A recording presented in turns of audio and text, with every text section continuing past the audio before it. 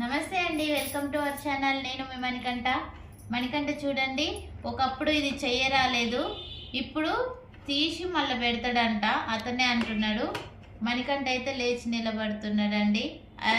ఎందుకంటే ఎన్ని రోజుల కష్టం అంటే మాది. మణికంఠకు 11 నెలల కానుంచి ఎక్సర్సైజు ఇప్పటి వరకు కంటిన్యూగా చేపిస్తున్నాడండి. ఎన్ని కష్టాలు వచ్చినా నష్టాలు వచ్చినా మనం అది రాదు అని వెనకకు పోవద్దు. ఎందుకంటే మేము అప్పుడే 1 ఇయర్ చేయించి ఇంకా రాలేదు కదా అని మేమైతే వెనకకు పోలేదండి. చేయిస్తూనే ఉన్నాము.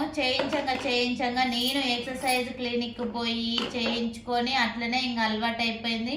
ఇప్పుడు నేనే చేసుకుంటున్నానండి. మీరైతే ఫిజియోథెరపీ సార్ వాళ్ళ సమక్షంలో వాళ్ళతోటి చేయించుకోండి. ఎందుకంటే వీళ్ళ నరాలు అనేది కొంచెం సెన్సిటివ్గా ఉంటాయి. ఓకేనా? నేనైతే అది నడిచిందనక చెయ్యాలని ఫిక్స్ అయినా అండి. అది వస్తున్నది.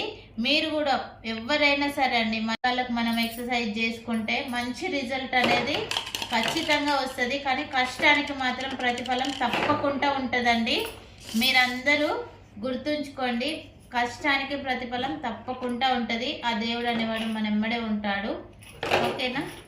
మీకు కనుక ఈ వీడియో నచ్చినట్టయితే నన్ను ఫాలో అవ్వండి.